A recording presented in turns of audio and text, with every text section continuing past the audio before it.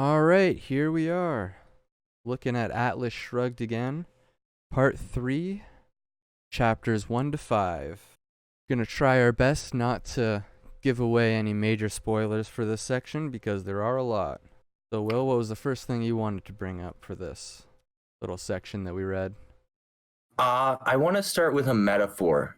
Okay. Reading this book, I feel like the experience can be similar to standing on a platform in the middle of an ocean and you're wearing these boots that are attached to the platform. So you can't fall off the platform. And also you're in the middle of a storm. And every other chapter is like you're getting hit by a wave or you're not getting hit by a wave. And when you're not getting hit by a wave, you're like, this is magnificent. And that's kind of where this part starts off. You're like not getting hit by a wave. You know there's an even bigger wave coming, but you're looking around and you're like, this is magnificent. This brief, false sense of security that I have in the Atlantis metaphor that they created is beautiful. I can't wait to see how it gets destroyed. Yeah, that's a good way to put it. Thank you. It just came to me. What about yourself? What are you thinking? Because I don't want to explain to the viewers what happens in the first two chapters of this part because I really think it's an incredible experience that should be read and earned by reading 700 pages to get to. But what did you think? I agree with that, and I also really liked seeing Dagny's experience through it and all of the decisions that she made in these first two chapters, I should say. Yeah. Yeah, I agree. Dagny has been. Yeah, she really keeps to her own character, and you're rooting for her to make certain decisions, but there's also lots of opportunities for anything else. She's probably like top 5 favorite heroines in a book. Like she's got Hermione beat, that's for sure. Yeah. I mean there's a Don't get difference between Dagny and the traditional role of the female heroines that you get today, because this is more of a traditional female role almost. Like when you see like all the superheroes that get turned into women today, like they're just turning Thor into a woman. Like that happened in the comics too. That's not what I'm saying, but they're giving a woman all of the traditional masculine traits to make them the hero. In this book, however, it's Dagny utilizing all of her primarily feminine traits to, take the hero's journey that way, not just all these contorted versions of masculinity like Hermione. Yeah, absolutely. Like she never appears as though she's just a male archetype drawn Exactly. with breasts. Exactly. That's what I was trying to say. um the first 5 minutes of this podcast is going to be a very interesting description because it's so hard to explain in detail without detail these first two chapters. And I want people to have a taste of it without them getting the picture. It was so good. Like this quest, I feel like I was a part of this journey with Dagny, and when she got there, I experienced that same overwhelming contentment and understanding that she experienced when she witnesses the first few signs of life in Atlantis. And I'll just refer to it as Atlantis. And again, it's their own version of Atlantis, and I think it's my favorite transmutation of Atlantis. I was having this discussion about Atlantis a few weeks ago with my wife and my father, and my father has always loved the metaphor of Atlantis, and a part of him thinks that there is this place that got sunk under the oceans, and I said almost cynically, I think Atlantis is in all of our hearts, and I think Ayn Rand kind of got the same feeling that I do, that Atlantis is a way of life and that you can come together with a group of people that share that idea and you can make a highly effective and functioning existence on this planet that is Atlantis, just empirically defined as Atlantis, but not the village or city or continent hidden under waves, but in fact, a way of living that is of the highest ideals of existence. And that's what has been created here, and it's so good. Yeah, and then we'd have to go back to the origin of Atlantis, which of course is Plato.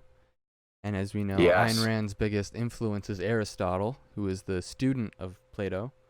I'm not sure if Aristotle wrote too much more about Atlantis after Plato, but I'm sure it's one of those great Greek themes that they were always contemplating.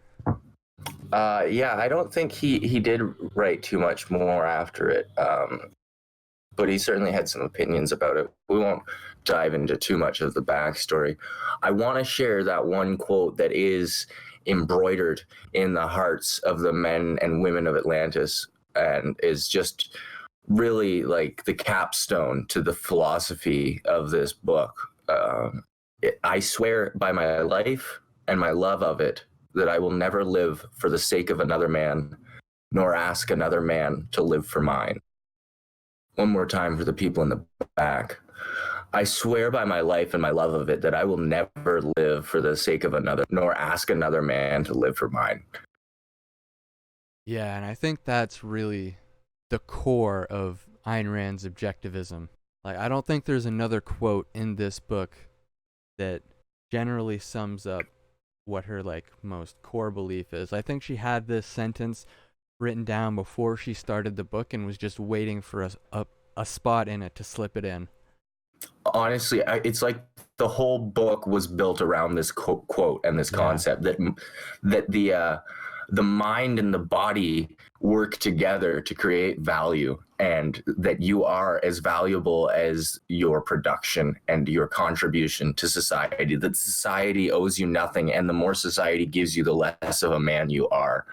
And the way she captures just how far you can take human ability and the success and happiness that can come from truly achieving with your life and doing joyfully and lovingly what it is that matters to you, and the ability it gives you to do things that don't matter to you, the value you can have in a job, any job, as a means to an end, but actually just as the very end itself, because producing and being of benefit is satisfying. It's not about a vacation or a yacht. It's about being able to exert your will upon this world. Yeah, and you see that as the major struggle of some of these villainous characters in the book too, such as Jim. Yeah. How much can we talk about this? Because I know we have one quote that talks about the Book of John, but if we get into it, are we going to spoil the Atlantis? Well, we can start by talking about just the overall rejection of faith in the book by some of these characters. We can call them mermaids if you want. But, yeah, like there's a few characters that pop up and say that they just completely reject faith and that they're taking their life into their own hands, which is exemplified in the quote that you just read, and how they have a real problem with martyrdom. And one of the characters has a quote that says something like, "I will never become a martyr for anyone, or force anyone to become a martyr for me," which is basically the same line that you just said. And there's also another complete rejection of original sin, because they associate that with the socialists that say there is no mind, there's only suffering. So, yeah. I know you've been into your books about Buddhism and mindfulness, so I was wondering what you thought about that. Original sin? Yeah. I don't think I've formulated a solid ground to stand on with that opinion, but just throwing the dice right now, let me say, I don't think it makes sense to fully agree or disagree with original sin. I think that I don't think that on day one we have fallen short of the glory of God. I think that's a little silly. And I think that when you think about it as God as this external entity that you need to live up to, and that you have already let down just by being a human who descended from Adam and Eve, who got kicked out of paradise. That's kind of the wrong way of looking at it. But when you look at it as the metaphor that when Adam and Eve ate the forbidden fruit and learned the knowledge of good and evil, that they were kicked out of paradise, and you say, well, no, it's not that they ate the fruit that they were kicked out of paradise. It was actually the impact of eating the fruit that removed them from paradise. And that when you look at the world in terms of good and evil, that is a symptom of the ego. And when you attach yourself and your identity to your opinions of things you like and dislike, that you fall out of this state that you could be in at all times, that is often referred to as paradise or heaven, and that is mindfulness, and that is the power of now, and that is unlimited awareness. And when you stop saying, okay, well, I have to live up to the expectations of God, and you say, I am of God. We are all of God, and we become God through our actions, and I deserve to do my best in every situation. When I am doing that I am in this state of perfection, if you will. Not that what you do is perfect, but that you're striving to do the best you can in every situation without getting attached to the results, but just doing what you can and deriving joy from the fact that you're able to do. And that is probably the place that I want to get to. And that might be very convoluted, so I'll say it more succinctly. When you stop reacting to the outside world and you just simply say, I can, and you do the best you can, that original sin doesn't matter. Yeah, I like that. I think I have a pretty similar view of original sin. Like, I'm an atheist, but I still think the Bible is full of really good tools. And I think the effect that the idea of original sin has is that we wake up in the morning and think, I'm not good enough and I need to get better. I don't exactly believe that we have original sin, but I don't think we're good enough. I don't think we have to match up to the glory of God, but I think we have to be better than, ourself from yesterday kind of thing. Yeah, exactly. And I think I see where it came from, this whole notion that because humans do well with a towards and an away from motivator. And I think the concept was to help promote people to do better. But what happened was, over the generations, it turned into this sort of entrenched systemic guilt and shame that is used as a very destructive tool. Yeah, over the 2,000 years from when the New Testament was written down and now, someone got it confused. Like, it used to be a drive towards greatness, and then somehow it got transformed into a guilt towards inadequacy. Yeah. And then it was used as the argument that humans are these sinful, incompetent creatures, and that they don't have the wherewithal to do better, and that other bodies sought to use that as their raison d'etre to control the masses and put in place legislation and laws and cultures that created caste societies and divisions between people, and just really toxic belief systems that have really disabled humans instead of enabling humans. I don't think anything should disable progress. I think we should constantly be striving to do better and help others do better, because we are a tribal species.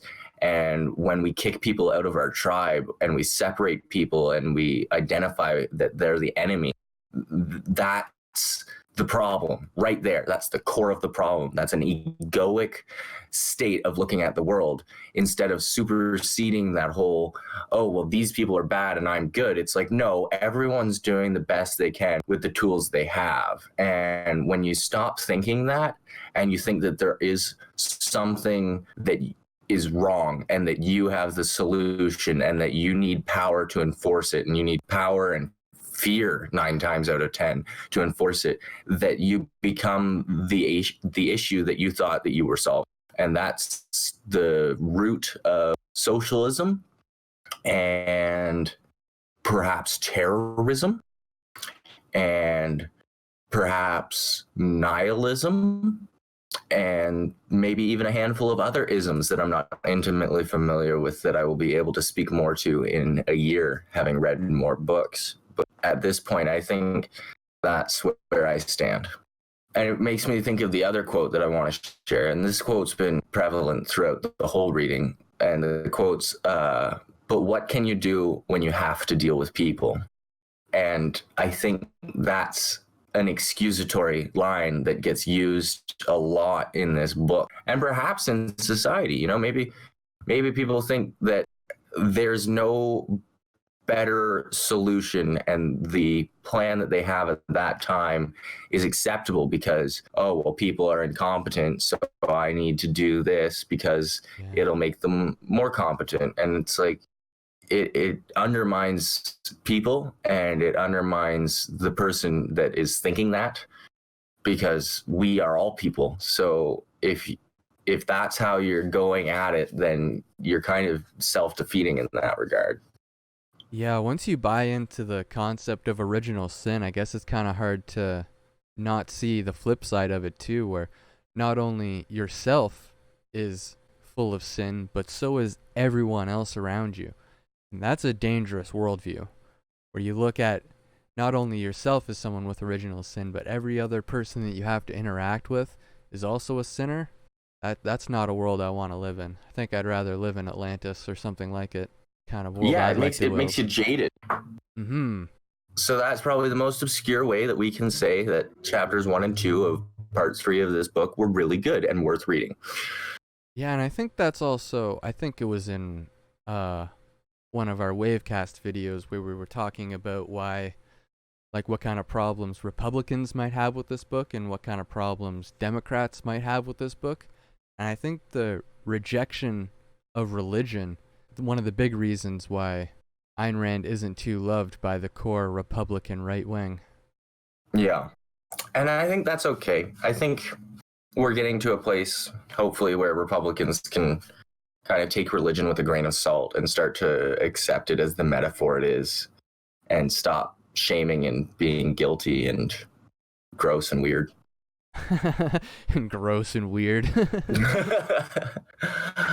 Yeah, there's definitely some gross and weird parts of it, but like Jordan Peterson says, we can't throw out the baby with the bathwater. Exactly. And I love, like, he's got a really great, I think it's a 12-minute interview where he talks about religion and believing in God, and that he couldn't say that he believes in God, because if he truly did, then he's fallen so far short of the existence he ought to have if he truly believed in God. And he says that about a lot of believers, that it takes a very high stature and character to be able to admit that you believe in God. Because if you really believed in God, how great your life must be, and how great a person you must be to match up to that standard. Yeah. And so it's much easier to just think that, you know, you have this life, that's for sure. A is A, and you need to do the best you can, and you need to expand your awareness and your ability and kick ass and take names. Yeah. And all we can do is hope for a better future and work towards that future. Yeah. I don't know if you want to take the route of some of the guys in this book, but, you know, it can be an option, I suppose. I mean, if it was up to me, I would definitely do everything in my power to construct the Atlantis that has been created in this book. Because why not? That's perfect. That's good for me. But I don't see it as a real possibility. But, you know, you got to do everything you can to strive towards greatness and happiness. You see, for me, I'm more the other end. I'll take Dagny's way. Dagny and Hank. Talk to me in 5 chapters. Yeah, I guess. But I mean, if we're dealing with our own world right now with access to internet and all of the connectivity of the whole world, I think Dagny's path is a bit more feasible than the path of Atlantis. Well, yeah, absolutely. Like it's the heroic path. Like she is doing everything she can to still not be a slave in socialism, but the savior of humanity and the world as she knows it, or as she remembers it, would be a better way to word it. Yeah. And it's very noble, absolutely. And we're blessed to not live in a socialist society, which is why I'd say probably you're right. We ought to live the way Dagny does in this society, in capitalism. Yeah. I also wonder how slanted Dagny's view is.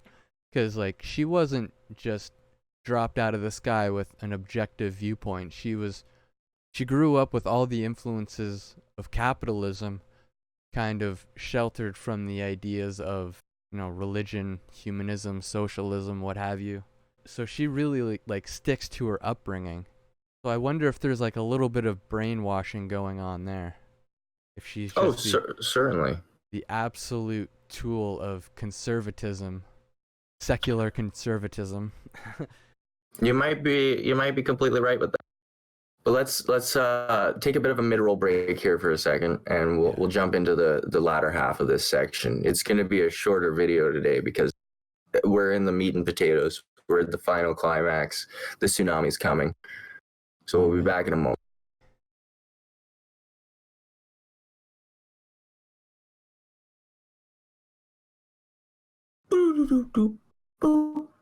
And welcome back, everybody. So I think it's time to talk about this super weapon that the Science Institute has unveiled under Project X. This was a crazy concept, and I think you were talking more about the gulags, and I think you should really take the reins on this one. But yeah, all right. So we were talking a bit before the recording about how one might be able to compare this super weapon to, say, a concentration camp or the threat of the gulag, because maybe they're not targeting anybody specific, but they have this giant super weapon that creates sound waves and breaks down barns and melts goats. And they present it in front of a bunch of people, and they all just don't know what to think. This is for the good of the people, eh? I don't know how you're going to spin this one.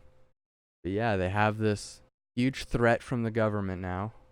And the plan is to make it so strong that its radius can expand and the quantity sprinkled throughout the country that with just a flick of a switch, they could melt everyone and anyone who objects to following the socialist agenda and just melt all of their betrayers. And so you have this crazy level of control through fear just installed in every single man's heart and mind, that the government has the ability and the willingness to melt you if you don't work. So they've turned the entire continent into a prison without losing manpower. Mm-hmm.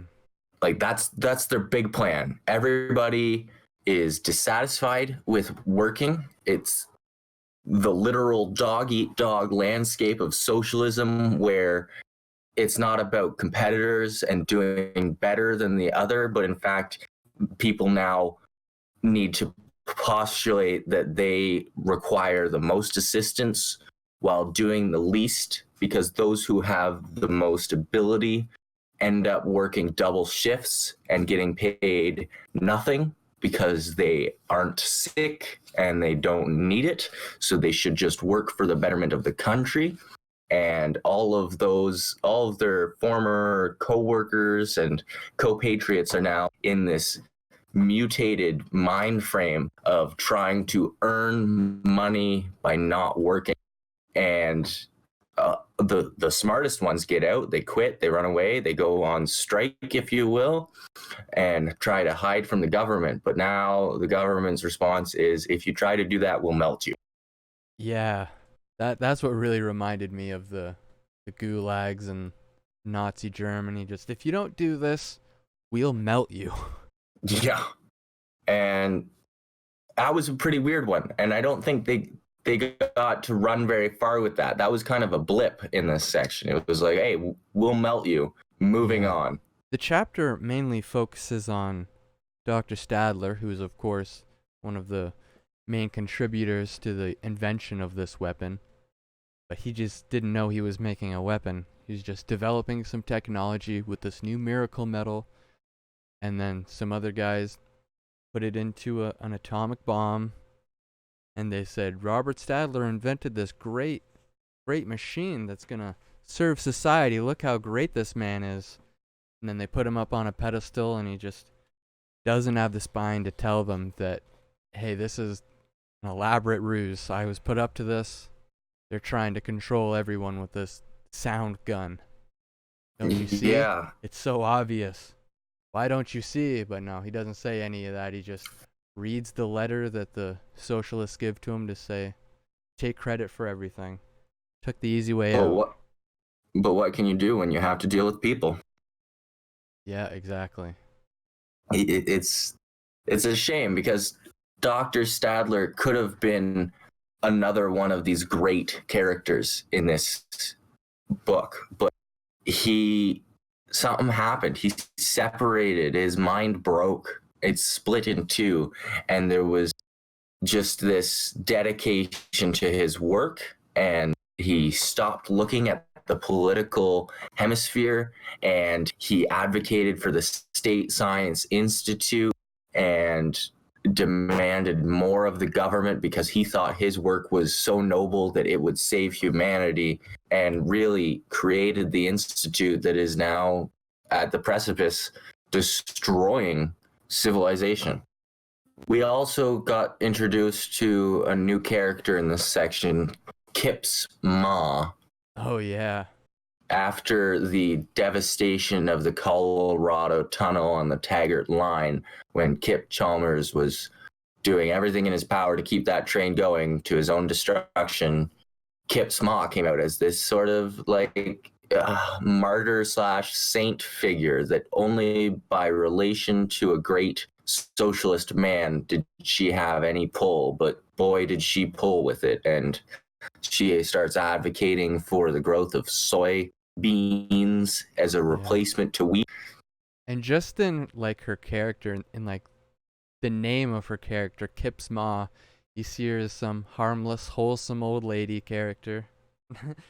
And that's so what's interesting about that is because it's the family construct again coming back. We saw it at the 20th Century Motor Company, where they said we're no longer employee, employer, we are a family. And Kip's Ma is the mother of the country, and so she's got your best interests in mind, and she's just trying to take care of her kids. But realistically, this is the most contorted concept to grace the landscape right now, because that you know, like at any point in time you say you're doing something for your family and you have to do it because what about your children? These sort of weird heartstring fear-based agendas are used to veil the means to the end. They say that the end is important, but that the means is destroying the country. And that's utilitarianism at its finest. That the means justifies the end, but the means is the whole existence. The end doesn't come in this socialist society. You don't get to the place where the country starts to do well when you destroy the country. Yeah, and of course, mismanagement of all of this food destroys the country before any of that can ever take place. Yeah, so two things happen. First of all, Argentina nationalizes Danconia copper, and everybody's really excited about this, the people that are in the know, because a large amount of this section has to do with the basic phrase, at such and such time in such and such location, a copper wire broke. And the fallout of a single line of copper is manifold and just so utterly destructive that they start to discover, like, oh, we need copper. And so Argentina, the people's state of Argentina, nationalizes Danconia copper. And as the gravel strikes at the precise time of 10 a.m., they hear, and the windows shatter in the room, these huge explosions all over the world as Francisco has methodically destroyed all of his intellectual property without killing any employee of his. He completely destroys all of Danconia copper. Again, not giving the communists a leg to stand on. And then we have Kipsma growing soybeans while is it Minnesota? The Minnesota farmers are getting ready for the wheat harvest. Yeah, they're picking all their wheat, and they just need more train cars to ship it off to the rest of the country. And this is literally the country's food supply, the entire country's food supply. Yeah, they're expecting 1,600 train cars, if I'm not mistaken, to get all this wheat, and they only get 800 because the rest was diverted to these soybean farms, and all the wheat gets ruined because they're not able to transport it fast enough. They can't get their trains on time. They can't get the shipments on time. The rain comes. It's all sitting out because there's nothing to do with it. The farmers riot. The government rallies to get the carts there after it's too late. The soybeans are harvested too soon and are all rotting and useless. And the whole country is on the brink of starving now. Mm-hmm. And it sets the stage really well for the final descent into climax, the last wave of these last 5 chapters. A starving land with threat of melting, and we've got some really interesting character development that I'm not even going to spoil. Like, read this book, hit the affiliate link in the description, and get a copy of Atlas Shrugged, because this is such an interesting adventure. Absolutely. And of course, this is the first time they ever attempt to grow soybeans in America, so the whole crop gets ruined and moldy. There's no food anywhere. And Hank gets affected by that because the farmers can't sell their wheat and they can't pay for their equipment. And he fronted them the metal to make their equipment because he knew how important the crop was. And it's like this one last effort to try and help the country get to a better place. And Dagny and Hank are the last strongholds of capitalistic greatness in a society that is about to eat itself alive. Yeah, and I have one more quote from Dr. Stadler. And he says, "This age of misery is God's punishment to man for the sin of relying on his own mind." So not only does it present some of the hero characters as, against these religious concepts, but also shows, one of the villain characters that they present as being pretty Christian, saying that this is God's punishment for us because we used our mind that he never wanted us to use. I kind of take that as like he's not using his mind because he knows that the root of good and evil came from the tree of the knowledge of good and evil. So just don't use your knowledge or your wisdom and you'll be fine. Then you're doing what God wants, kind of thing. You're just doing as you're told. And I think that's kind of one of the underlying themes of this book too. Absolutely. And it's such a bastardization of that idea that the mind isn't the source of good and evil. It's the source of good and evil no matter what. But when you stop using it, that isn't the opposite of it. Exactly. That in the mind you can find both heaven and hell, evil and good. But without the mind, you can't discern between the two. Yeah. Once we ate from the tree of the knowledge of good and evil, we gained something, and that was it. We just gained the knowledge and the tools of how to deal with that. It already existed in the world before we knew about it.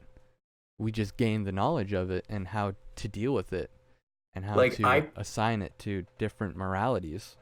I picture Adam and Eve in the Garden of Eden, existing in the moment, doing what is just natural to them at that point, because they don't have this knowledge of good and evil. They just have this pragmatic existence where obviously you do this because that's what needs to be done, not because it's good, not because it's evil, but because in this moment, this is being asked of you. And if you carry it out with precision and expertise, you will move forward and continue to experience this life and joy and happiness and serenity. And then they eat this and they get this voice or two voices in their head, and it's the angel and the devil on their shoulders, right, saying, oh, this is what you need to do, and the other one saying, no, this is what you need to do.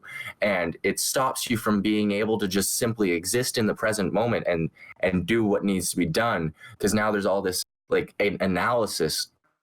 And when Stadler stops analyzing things and just does that which benefits his immediate satisfaction, that is the most deepest level of using the mind in the wrong way. And it's not that he isn't using his mind, it's that he's somehow, it's like double speak almost from 1984. I don't know if you've read it, but it's double speak, and he's saying something that he thinks is right that is so very wrong, but is able to convince him to exist in this contradiction.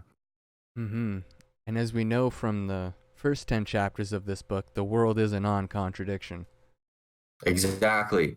And that's, I think doublespeak is my favorite connection that I've drawn throughout this whole book, because every member, every voting party that went up and said, yes, let's switch to this socialist ideal, all they had in mind wasn't benefiting each other, but getting a slice of the pie of the person more successful than them. And they didn't consider those that were underneath them thinking the same thing. And the minute that their doublespeak succeeded in pushing forward this ridiculous directive agenda legislation, they were eaten by those under them while trying to eat those above them. And the ones at the very top that actually built the system of capitalism and success and value and business and product, they fucked off. Pardon my language, but they saw it because they weren't doing doublespeak. They weren't trying to convince themselves of a contradiction, and they knew darn well what they were getting into, and they would not have any part of it. And when you remove the most productive parties of a company and all you're left with is the broom pushers and the management, you don't have any intelligence to manage. You have no value to create. You can't make an engine without an engineer. That's a really big part of it. Like, back to the South Park metaphor of gods and clods. You don't do so well with only gods. You need the clods too. Jeez. Yeah, like, and that's not to say that there's any shame in a broom pusher. As we've talked about, the most intelligent people in this book gained a sense of pride from taking the most meaningless job because they knew that what they were doing produced value, and that was the only job they would take after a certain point in time, where they refused to sell their mind to the looters, to give freely of their intelligence. And it's a relationship. You need the broom pushers and the broom makers. And the guy that drew the design of the broom on a piece of paper that made it reality later on. Exactly. And go ahead. The last point that I wanted to make was basically just around the title of the last chapter, Our Brother's Keepers. And it has two great examples of two of our main characters refusing to be their brother's keeper. So you have Dagny versus Jim, and you have Hank versus Philip, and they both take a very similar stance. We don't have to spoil too much of these interactions, but you get a switch going off in their mind where they're just like, no, I am not my brother's keeper. Yeah. Which is just another biblical theme that they try to mess with, because when Cain kills his brother. He asks God, "Am I my brother's keeper?" And of course, it's implied that yes, you are your brother's keeper, but Dagny and Hank disagree. What do you think And about that? I think it's interesting because I believe we should do everything in our power to benefit society at large. I think that's a belief I hold, but it's been questioned this whole time. I think, like, inherently people are good and people are better when more people are good, and that we should help get everyone to a place where everyone can be good. But if we create a society that 90% of the people expect to be helped freely, there's no point. And I think that it's better when we help someone who has an understanding of what it means to be helped, and that the help allows them to help. And we have to be able to pass that help on and be able to contribute in our own ways. But if we have nothing to contribute and we're just constantly dumping our resources into someone who has nothing to contribute, it's a squandering of our potential. And that you're much better off helping someone who can help someone than you are helping someone who can't help anyone. And that's not to say I'm against the meekly masses and the disabled and so on and so forth. It's that we need to get to a place where we can be interdependent and self-reliant and have the highest ideals of both. Yes, I agree. But I also think the stress that I put on that line is on the word brother. I consider myself to be my brother's keeper. It just depends on who I consider my brother. Like, I have a few half siblings I haven't talked to since I was 6 years old. But my friends that I talk to every day, like, yeah, I am my brother's keeper. I'm going to help those guys out. And yet you know that those brothers of yours would do the same for you. Absolutely. You got to find your real brothers and sisters here. It's a lot different from the times of Genesis when, the only people you had was your immediate family. You kind of don't have a choice. You got to be your brother's keeper because your brother's all you have. But 6,000 years later, in the year 2019, things aren't really that simple. Everyone's more interconnected. We're a node in a network, not just an isolated family. You have to take that advice and kind of integrate it within the world that we're living in now. Not just take it in the context of 6,000 years ago when you were a farmer and he had some sheep. You gotta draw the same lessons, but they need to be adapted somewhat. It's an interesting thing. I think we should spend more time discussing this in another video about the way in which we ought to support people, because like you said, it's not the same as it was 6,000 years ago. Like, let's say it's me and my brother and I have one sheep. Well, if I'm my brother's keeper, I have half a sheep because half of that sheep ought to go to my brother. But if my brother is just eating half a sheep every year and he's not helping me make more sheep, that's a downward spiral. I'm going to run out of the means to make these sheep. And if he's not pitching in and contributing, to what end am I my brother's keeper? Why would I keep my brother if my brother does not keep me? Which is something that you talked about already. You mentioned, you choose your brothers, but the other people still exist. And what can you do when you have to deal with people? Yeah, it's a tough question. That's one of life's greatest questions. What can you do when you have to deal with people? I pose that question to you, the listener, and you, the other listener, because maybe we have 2 listeners by now. What can you do when you have to deal with people? Yeah, I think that's a good place to end on for today. Indeed. All right, Will, everybody at home, may the force be with you. And equal to mass times acceleration. And like, comment, subscribe, all that jazz. Maybe give us a donation. Give us a donation, buy a book if you're feeling generous. And yeah, see you next time.